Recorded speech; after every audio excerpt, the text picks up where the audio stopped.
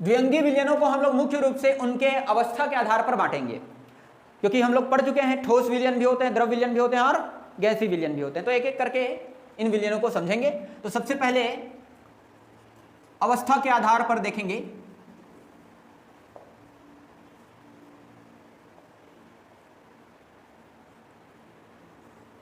ठोस विलयन,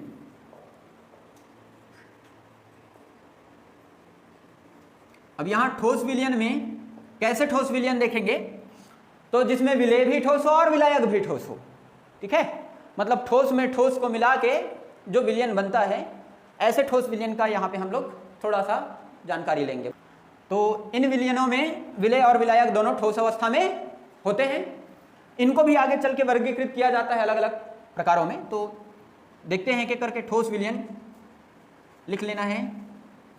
इन विलयनों में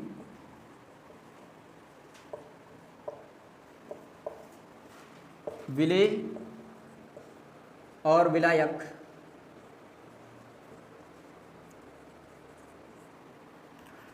ठोस अवस्था में होते हैं।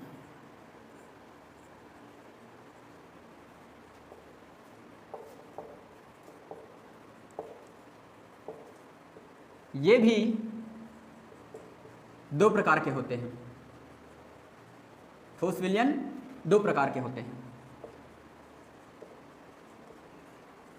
तो कौन कौन से दो प्रकार के होंगे, चलो देखते हैं। पहला प्रतिस्थापित ठोस विलयन। पहला विलयन का नाम क्या है? प्रतिस्थापित ठोस विलयन। क्या है प्रतिस्थापित ठोस विलयन? ध्यान दो, जब विलेय, ठोस विलेय और ठोस विलायक ऐसे हो कि उनके परमाणु का आकार या अवयवी कणों का आकार लगभग एक समान हो, ठीक, तो उन दोनों को जब आपस में विलेय किया जाता है, मिलाया जाता है। अब मिलाएंगे कैसे ठोसों को?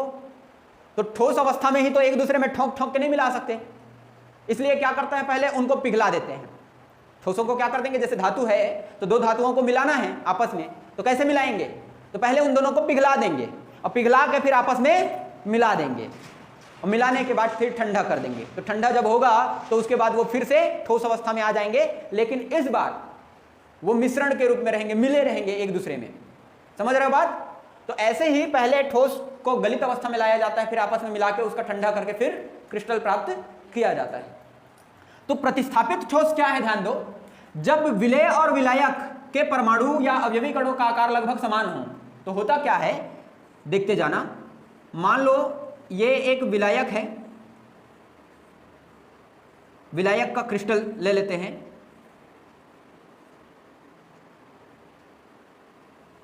जो कि अपने अपने जालक बिंदुओं पर परमाणु व्यवस्थित है। इसमें देख रहे हो, अभी थोड़ा बहुत साइज कम ज्यादा दिख रहा है, लेकिन बराबर रहेगा। वो एक ही पदार्थ है ना, अभी ये विलायक है, ठीक। लेकिन जब विलेय और विलायक को, विलेय का भी साइज यही रहेगा, विलेय के परमाणुओं का साइज भी क्या रहेगा, यही रहेगा। और जब उन दोनों के गलित अवस्था को आपस में मिला देंगे तो होगा क्या, यहां से कुछ परमाणुओं को निकालकर उनके जगह विलेय के परमाणु या अवयवी कण आके घुस जाएंगे। चलो विलेय के अणुओं को थोड़ा अलग तरीके से दर्शा देते हैं, ठीक। तो कुछ कुछ जगहों पर इनके जो विलायक के अणु हैं या अवयवी कण हैं, उनको हटाकर कौन बैठ जाएगा, विलेय के कण बैठ जाएंगे, क्योंकि आकार बराबर है और बराबर आकार है तो इसलिए विलायक अणुओं को बाहर निकाल देगा और उसके जगह खुद जाके बैठ जाएगा। ये बराबर आकार रहेगा तभी तो बनेगा ना। ऐसे जैसे तुम अपने दोस्त को बोल सकते हो तुम मेरे रूम में सो जाओ, मैं तुम्हारे रूम में सो जाता हूं, क्योंकि दोनों का आकार सेम है, ठीक। लेकिन तुम क्या हाथी को बोल सकते हो मेरे रूम में तुम सो जाओ, तुम्हारे घर में मैं सो जाऊंगा करके? बनेगा क्या बात? अगर परमाणुओं के साइज में अंतर रहेगा तो वो एक दूसरे के घर में एडजस्ट नहीं हो पाएंगे, और अगर आकार सेम रहेगा तो आसानी से एडजस्ट हो जाएंगे, ठीक। तो इस प्रकार जो क्रिस्टल बनता है या ठोस विलयन बनता है, इसी को बोलते हैं प्रतिस्थापित ठोस विलयन, ठीक। क्योंकि यहां पे क्या हो रहा है, अवयवी कणों का प्रतिस्थापना हो रहा है। प्रतिस्थापना कहने का मतलब विलेय के कण यहां घुस रहे हैं तो यहां से जो अवयवी कण निकलेंगे वो विलेय के घर में जाके बैठेंगे। समझ आ रहा है बात? तुम मेरे घर में आए हो तो मैं तुम्हारे घर में जाके बैठूंगा, ऐसी बात है यहां पे। क्लियर? तो इसी को बोलते हैं प्रतिस्थापित ठोस विलयन। अब इसके कुछ उदाहरण हैं।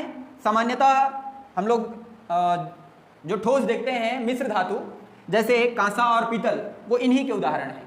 तो उदाहरण में उसको लिख लेंगे, उदाहरण कांसा, पीतल आदि।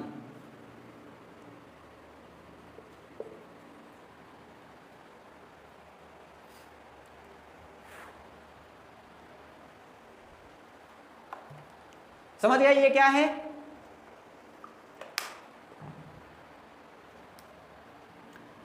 अब इन ठोस विलयनों का दूसरा प्रकार जो है वो कहलाता है अंतराकाशी ठोस विलयन या अंतराकाशी ठोस।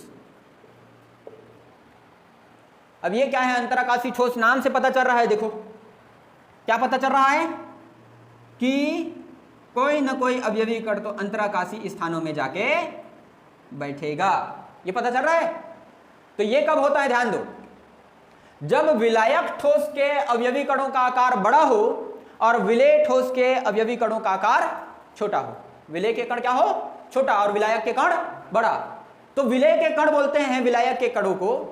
अगर बोलेगा मान लो मैं तुम्हारे घर बैठ जाऊंगा, तुम मेरे घर आ जाओ, तो विलेय तो ठीक है, जाके बैठ जाएंगे विलायक के घर में, बड़े रहेंगे उसका घर, है कि नहीं?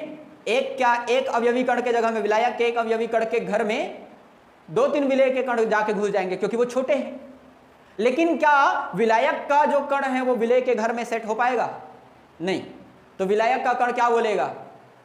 मेरा घर में नहीं दे सकता, मेरा रूम में नहीं दे सकता, क्योंकि तुम तो रह जाओगे मेरे रूम में, मैं तुम्हारे रूम में नहीं रह सकता। इसलिए अगर आना ही है, तुमको जगह चाहिए, तो हमारा बरामदा खाली है, मतलब अंतराकाशी रिक्ति खाली है, बैठ जाओ आके वहीं पे। तो विलेय के कण आके यहां पे खाली जगहों में अंतराकाशी स्थानों में बैठ जाएंगे। और इस प्रकार से जब विलेय और विलायक मिल गए कि नहीं, तो इस प्रकार से जब ठोस बनता है तो इसी को कहते हैं अंतराकाशी ठोस। समझ आया? ये कब बनेगा? जब विलायक के अणु या अवयवी कण बड़े आकार के होंगे और विलेय के छोटे, तो उन दोनों को मिलाने पर विलेय के कण विलायक क्रिस्टल के अंतराकाशी रिक्तियों में घुस जाएंगे। तो इस प्रकार से जो ठोस बनेगा वो कहलाएगा अंतराकाशी ठोस। क्लियर है? इसके कुछ एग्जाम्पल हैं, जैसे ढलवा लोहा, सुने थे कि नहीं पहले?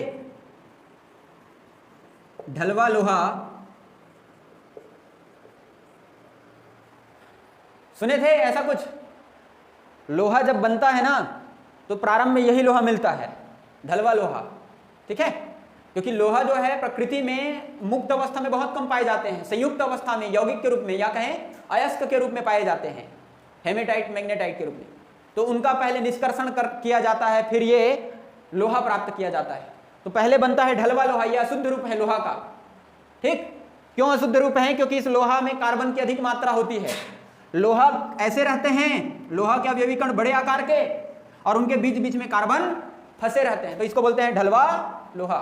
अब बाद में जब उसको पीट पीट के ये कार्बन को बाहर निकाल दिया जाता है, तब शुद्ध हो जाता है लोहा, तो उसको फिर बोलते हैं पिटवा लोहा, ठीक है? ढलवा लोहा से क्या बनता है बाद में? पिटवा लोहा। तो उस सबके बारे में आगे पढ़ेंगे, 6वां चैप्टर में पढ़ेंगे इनके बारे में।